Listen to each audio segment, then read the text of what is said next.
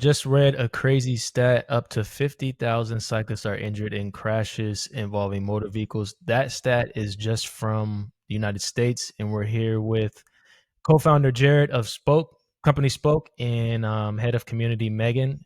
And they have a new product, that's going to be coming out that is looking to solve that issue.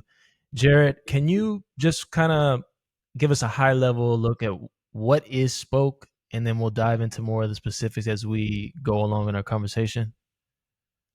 Yeah, absolutely. And first, thanks for having us. It's a pleasure. Really a fan of what you're doing. And thanks for elevating our brand and giving us some optics. Appreciate that.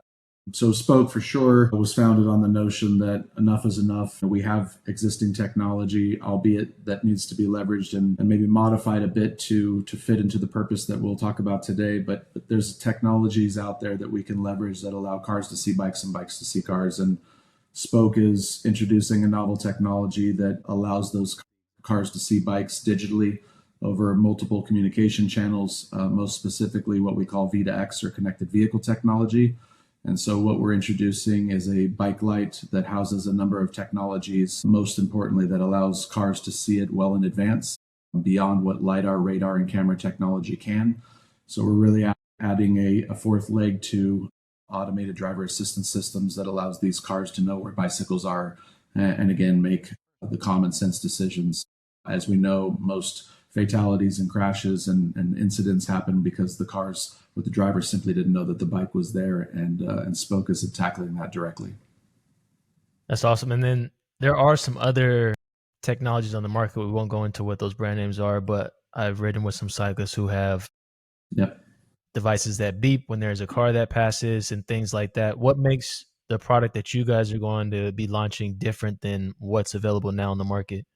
Yeah, I mean, first and foremost, let's raise a flag and say, listen, we're fans of anything that allows people to be seen more. So big fans of anything that's innovative, that's out there. And as you mentioned, you're kind of referring to radar technology. There's certain benefits for radar technology, particularly cars coming from behind. The problem, of course, is a beep as a cyclist doesn't necessarily mean that car saw you. And unfortunately, that beep might be the last thing that you hear.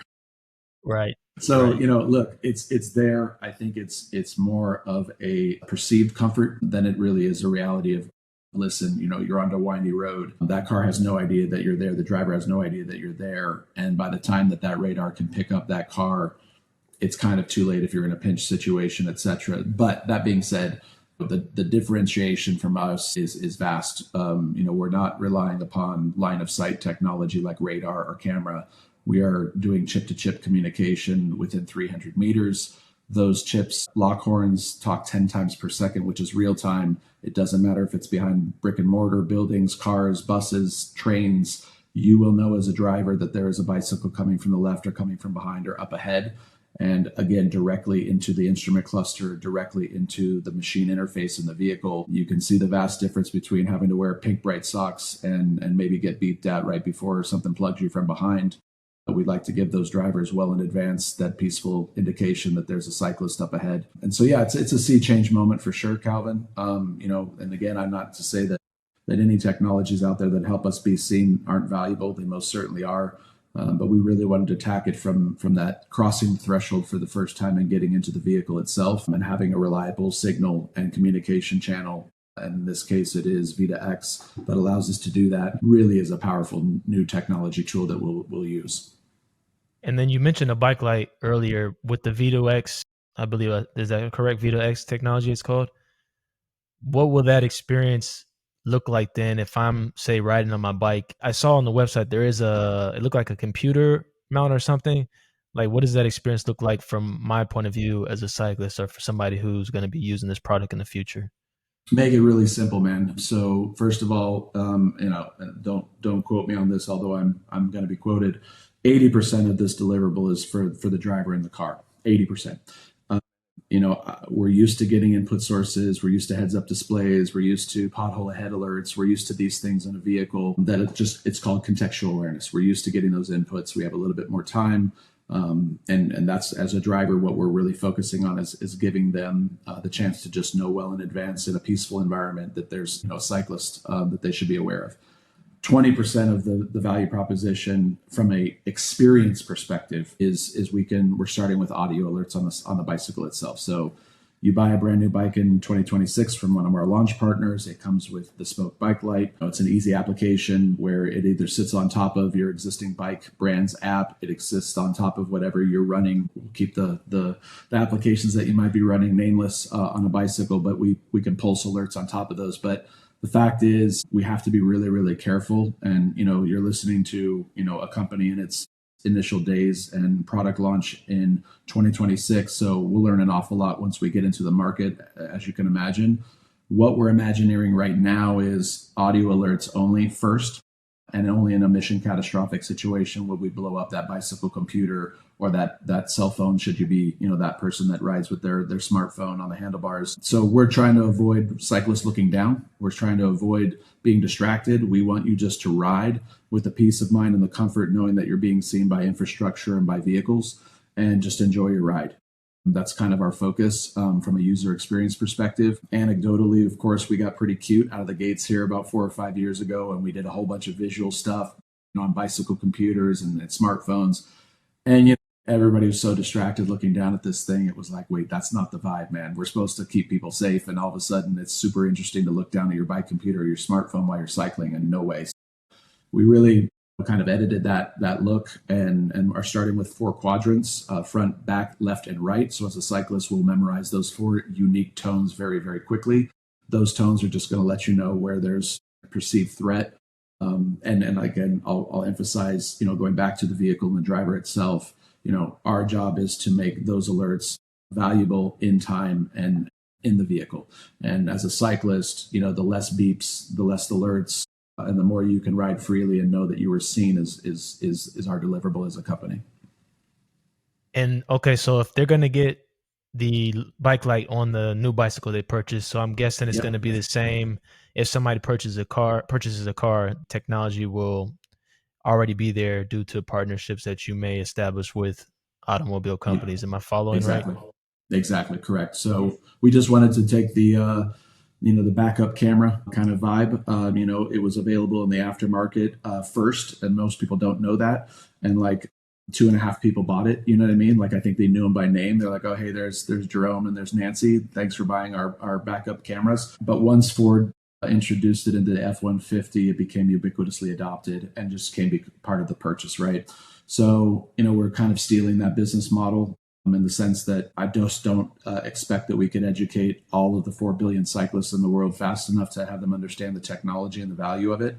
If you have it as part of a purchase and they experience it, and then you're getting post-ride reports that kind of indicate why you were seen, where you were seen, and how you were seen, I think we could start to build up that, not only the value and the credibility of the technology, but it also doesn't have to be an independent, separate purchase that you somehow have to educate yourself on, right? Which as cyclists, we're pretty used to that. Kind of what's new, what's on the cover of a magazine, and let me check it out. But we really wanted to take the B2B route and launch with partners and brands in the cycling industry that we know and love. Have you buy that brand new bike, have this technology included in it, and then a year later, we'll revisit you and ask how you're doing with it. Now, to your point, will there be an opportunity to maybe retrofit to an older car that a cyclist might have and add it? So an older bike, yes. Yeah. So the aftermarket activation is certainly a small and modest piece of this business. I'll say that we are longtime partners publicly with Qualcomm, who is the chipset manufacturer for the Vita X specific technology that we're leveraging. Amazing company, amazing technology. We've been testing and validating myself from my history for almost 15 years. The technology has been around for 20 plus years. And now we're starting to see the adoption in the automotive space. So they've got back order and kind of plans to be ubiquitously adopted in the automotive space. It's an additional chipset that's going to be launching. So we're not really in the business of kind of activating the aftermarket. We definitely have distribution partners that are going to be selling a kind of dumbed down version of our device, which is not a bike light, obviously absent some of the bicycle specific technology. And that'll be distributed through some partners of ours into the automotive space for aftermarket activation. I'd suspect, Calvin, that the typical 3 to 6 year churn of new cars coming off the assembly line to create pregnancy of users of whatever new technology, whether that's backup cameras or Spotify or whatever the new launch was, will follow that curve on the Vita X. In the meantime, the aftermarket activation that I believe really I'm bullish about is the freight and logistics space. Those trucks and delivery vehicles not only are in the last mile, not only touching our neighborhoods and our kids, but they really have a longer shelf life, right? So typical passenger vehicles, we tend to get them every new 4 to 6 years, maybe 7. If you're frugal, maybe 10.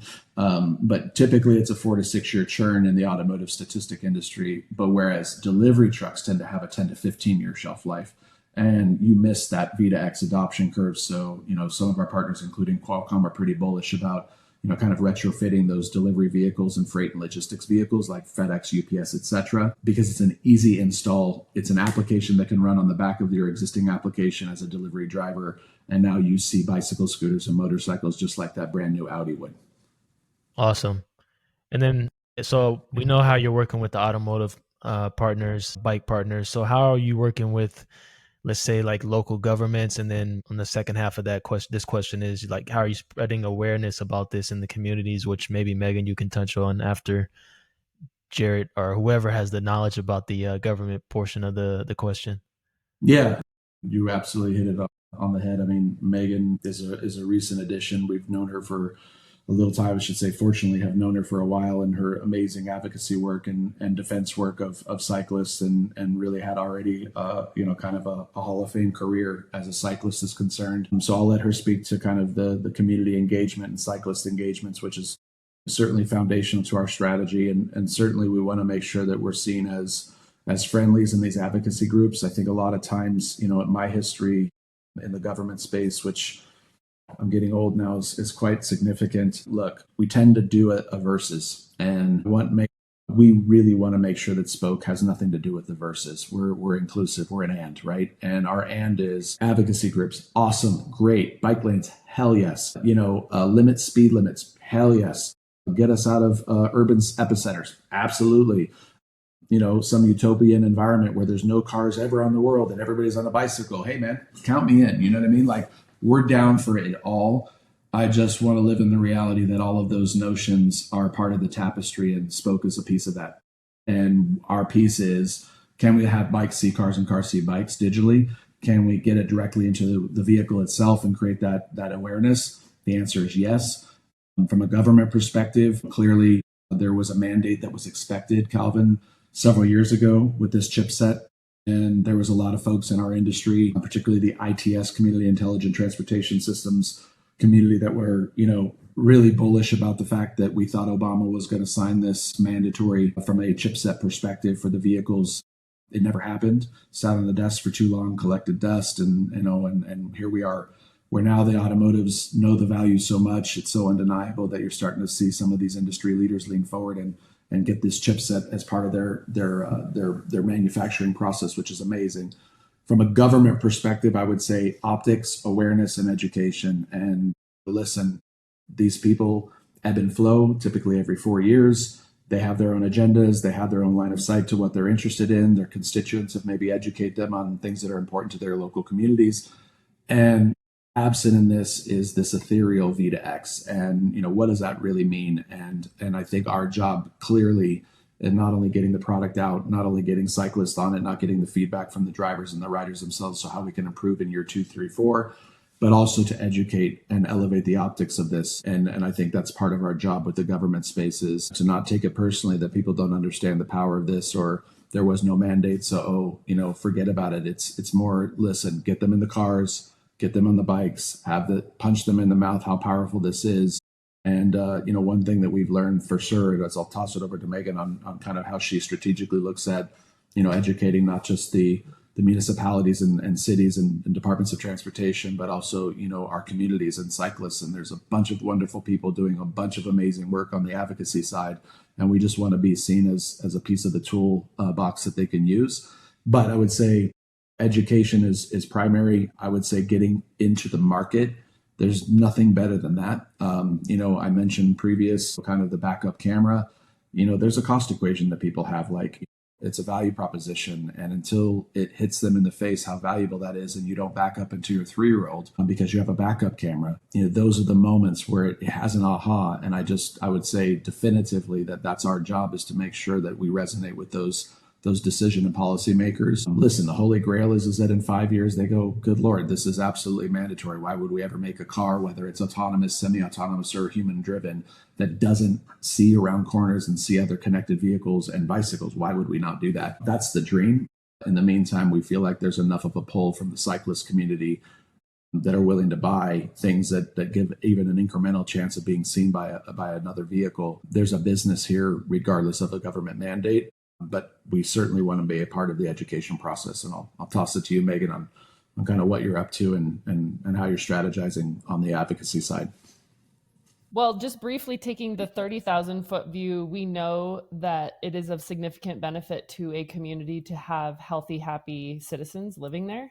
And we also know that that becomes a flywheel where a happy, healthy community tends to inherently attract happy, healthy individuals. And it's been, demonstrated over and over again that people who ride bikes, adults or children, do better at work, do better at school. They tend to be less of a draw on the healthcare system. They arrive more alert, more engaged. They're more connected to their community. There's a whole climate awareness that comes from immersing oneself. And it becomes less expensive kind of per head, per person, when you have that sort of idealistic community of happy, healthy individuals. And we know that going places by bike versus being in a vehicle is a big part of that solution for so many things: mental health crisis, obesity crisis, the wear and tear on the roadway surfaces that is literally financially not sustainable. So when we look at a small community, just as an example, with a relatively small footprint, let's just say, and we have an active group of people who ride bikes for both transportation and recreation, and then we have a city government who's really wishing they could make it a safer haven for cyclists. But the truth is that in the United States, it's about $1 million a mile to install a bike lane, not even protected infrastructure, but just the bike lane. That is financially unfeasible for most communities, regardless of what sort of budget they're looking at. And they're always, of course, in a budget shortfall. So when we talk about this technology being able to be implemented in this hypothetical community where we can say, in addition to your existing bike lanes and bike infrastructure, we can implement this technology on the cars, on the bikes, and also utilizing existing city infrastructure like cameras that are already posted in the city for various reasons. When we start to pull all that together, we can create this protected ecosystem relatively quickly and sort of overnight, if we wanted, make it incredibly safe to be a vulnerable road user, which includes a pedestrian, a cyclist, a skateboarder, a scooter rider, anyone who's not within the shell of a vehicle.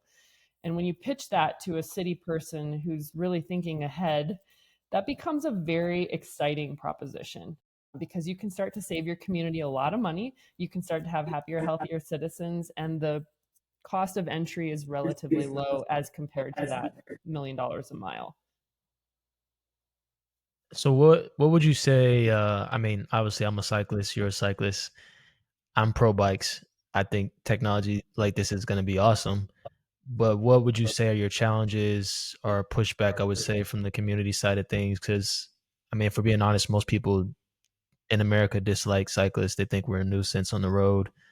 Like, what type of challenges are you kind of encountering to get, I guess, empathy for this technology? Yeah, great question. Listen, I'll say the spokes philosophy specifically. We've really spent a lot of time, effort, and money and investment on getting it right, meaning the alerts and when and why and how. That logic and algorithm is something at the core that I think we're probably most proud of. This is not supposed to be something, nor can it be something that's seen as annoying or overkill or something that you want to find and turn off. Listen, lane assistance is something that I turn off. Sometimes it drives me nuts. It's like, man, I'm not drifting. Stop ticking my wheel and making, those are things that people get frustrated by. I would say this though, and maybe it's a dangerous analogy, but it's something that I truly, truly believe. If I go to a public concert or a basketball game at Ball Arena, I'm agreeing as a participant that I'm okay with being on camera. I'm okay going through a metal detector because I want to go enjoy that with my family and I don't want to think anything. There's certain things that I'm willing to, and again, I speak for myself, that I'm willing to give up from a privacy or whatever it is so that there's an overall safety vibe that I'm participating in. I say that because I'm guilty of turning off lane assistance, but I understand how much it's already impacted people's lives and saved crashes and fatalities and let that dad or mom or kid get back home. So the point being is like, listen, I get it. There's going to be a certain segment of society that's going to be like, I don't care. Why did my car tell me that there's a bike ahead? Why? I don't care. And my answer to that is I don't care. It's just being real. I don't care. Listen, whatever that subset percentage is that's going to be annoyed or whatever it is, it's like that's the pill that we're willing to swallow, because like most people aren't killers. Most people are distracted. And most people, if they, God forbid, did something that damaged or killed another human being that was on a bicycle, ruins their life as much as it ruins the other person's other families. Like it is catastrophic. So to me, it's like whatever that bell curve is, and I believe that there is a bell curve, it might be annoying sometimes. You might be like, okay, man, I saw the bike. I didn't need to see the alert or whatever it is. But whatever those error messages in your brain are, we're willing as a company to say, listen, but this is about a rising tide raises all boats. And, the outliers on both sides of these, we just can't get distracted by. This is about, getting people home and getting drivers aware that there's a cyclist. So to answer that, that's long-winded, but going back to functionally how that works is, minimal first. Simple use case first. We're not going to overkill, overload. Our platform is highly capable of doing a bunch of dynamic things. We're not going to do that. We're going to do simple first and make sure that that resonates, make sure that it's valuable, again, in that bell curve. And who better than the automotive industry, because they are absolutely the best at understanding how drivers feel about applications, new feature sets that they're launching. So we'll listen. And, as we add more feature sets, because people say this is valuable, there'll be more dynamics in the vehicle. But right now, bike ahead alert is something that we feel like foundationally is already going to move the needle significantly. And if you're an outlier and you're really pissed that you saw bike ahead alert in your vehicle, you're going to be able to turn it off. But to be clear, our launch partners on the automotive side, this is something that runs in the background. It is something that does not require Calvin, Jarrett, or Megan to go in and act. It is just running, and you're going to get those soft alerts well in advance. And hopefully the bell curve feedback is, man, I was distracted. My kids were making me look at a video behind, and I didn't know that, or I'm taking a mountain curve and I'm on autopilot, or I'm tired as hell coming back from work in my own neighborhood and I know it back in my hand. Didn't see that kid coming from the left behind the school on a bike. Those are the things that we're going to change. And again, we're really confident that in that bell curve, people are going to be like, wow, that was really powerful. That's Calvin, awesome. I'll speak to that quick. I've been hit twice by two motorists, two different times, broad daylight, both of them. I was legally in the right. The drivers, both of them were not impaired, and I have no reason to believe we're actually texting, but something had distracted them in their car, or they were on autopilot, because both of them said, I did not see you, for some reason or another. And so one of the most shocking statistics that we work with a lot is that while the majority of collisions involving cyclists occur in and around intersections, the majority of fatal collisions involving cyclists are not in intersections. And if we just think about our own behavior, we tend to turn up our alertness when we're in busy, more congested, more crowded places. And then we've probably all heard how it is sort of human nature that we relax within that mile around our home, or that closer radius or proximity to home. We kind of let our guard down. And that's why a lot of those things actually happen closer to home, because we become more complacent. And to Jarrett's point, when we're on these wide open roads, the second collision I was involved in was a wide open county road with clear visibility, broad daylight, no visual obstruction, and the driver literally just tuned out. And that's the precise moment that alert pops up in their in-dash and says cyclist ahead. He was out on a joyride with his 1-year-old son in his back seat. The rest of his family was sick, and he was literally just out driving around on a Sunday morning. And we would have loved for him to have been given that heads up of cyclist up, to have snapped him out of whatever headspace he was in that moment. And the collision could absolutely have been prevented with that little heads up. So that's really, I personally believe that's going to be about 70% of the collisions that we prevent with this technology. And if you think about winding roads and narrow roads and just places where things are quiet, we're even starting to see fatalities happening on gravel roads, where cyclists are riding on gravel because of the infrequency of motor vehicle traffic. And that motorist is just kind of taking a snooze with their eyes open because the road's quiet, or that's the moment they choose to reach for their phone.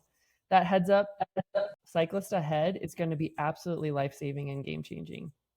There's zero doubt about it. And I would just add that I was remiss in not mentioning, kind of in those stats, kind of throughout Europe and the United States, which are troubling, minimum 37% increase in bicycle fatalities over the last 10 years. That's just in the United States. Counterintuitively, and I should throw myself under the bus. Counterintuitively to myself, I would have thought urban epicenters, high dense environments, those type of, it's not. It's almost 70% of us get killed in off-piste suburban rural environments like Megan is mentioning. In Amsterdam and Manhattan, everybody's on high alert. It's not to say that you don't get plugged there. It's just that it's less likely because, listen, when you're driving in Amsterdam, as Megan and I were just at, like, you don't have a choice. Like, you're looking, your head is on a swivel, right?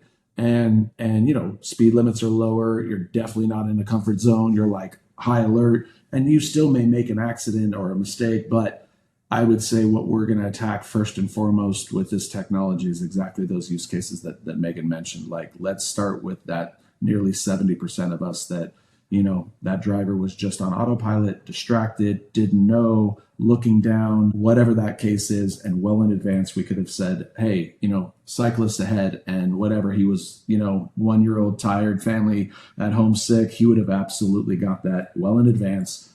Heads up. Oh, there she is. And boom, it never happens. And that is our wheelhouse right there. Awesome. And what we So like when to can say, people? Calvin, is Oh, go ahead, nobody Megan. leaves. Sorry, go ahead. No, I didn't mean to cut you off. One of the things we like to talk about, and I'll reference my own collision from personal experience, is that while cyclists don't want to leave the house and become victims, most drivers don't want to leave the house and become perpetrators.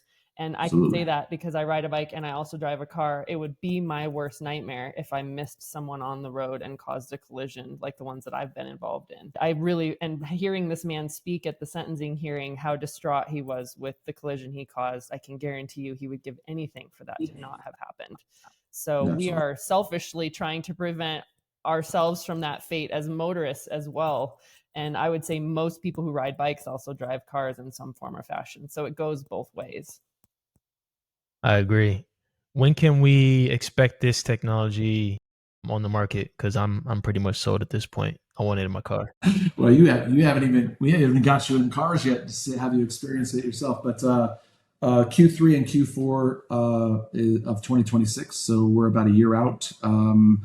From kind of pencils down. Right now, we're running alpha and beta tests. The platform is being stabilized and kind of in the wild.